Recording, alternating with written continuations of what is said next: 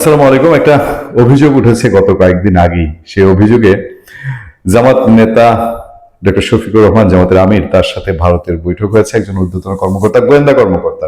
সোজা বাংলায় বললে, যেই রকে জামাতে ইসলাম, ইসলামী ছাত্র শিবির, এনসিপি বা ইনকিলাব মঞ্চ দিনরাত রকে নিয়ে বক্তৃতা না দিলে যে রয়ের ভূমিকা রই করেছে, রকে আমরা হ্যান করব, রকে কেটে ব বানিয়ে দিব, এইসব না বললে পরে যাদের ঘুম হারাম হয়ে যায়, সেই তাদের অন্যতম, একেবারে যদি বলি, যেমন ভারতে আছে না বিজেপির আধ্যাত্মিক সংগঠন আরএসএস, বাংলাদেশে যদি বলি যে এই এনসিপি টেনসিপি যা যা আছে তাদের আধ্যাত্মিক সংগঠন জামাতে ইসলাম, সেই জামাতে ইসলাম তারা যে প্রয়োজনে ভারতের সঙ্গে সম্পর্ক রাখে, গোপনে বৈঠক করে, এই খবর প্রথম উঠে এসেছিল রয়টার্সের একটি খবরে।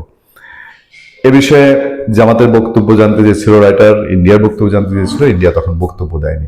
এখন ইন্ডিয়ার একটি বক্তব্য জানা গেছে, চলুন সেই আলোচনায়।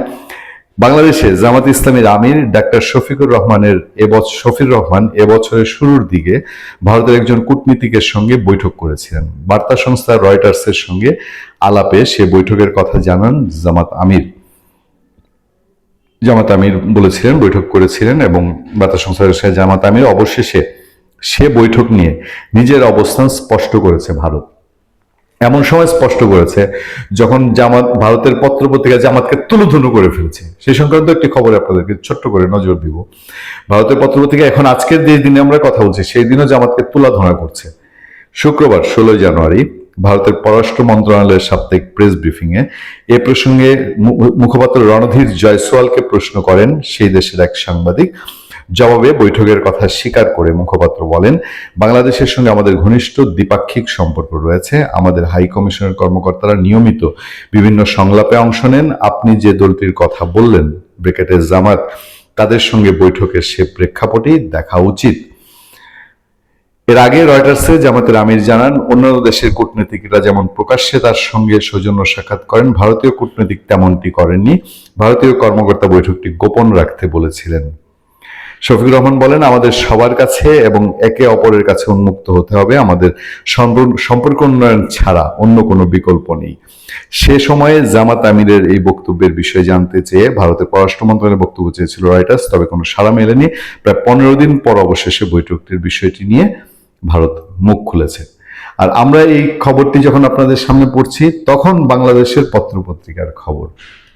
পত্রপত্রিকা খবর দিচ্ছে যে ভারতীয় সংবাদ মাধ্যমে তীব্র জামাত বিরোধী প্রচারণা।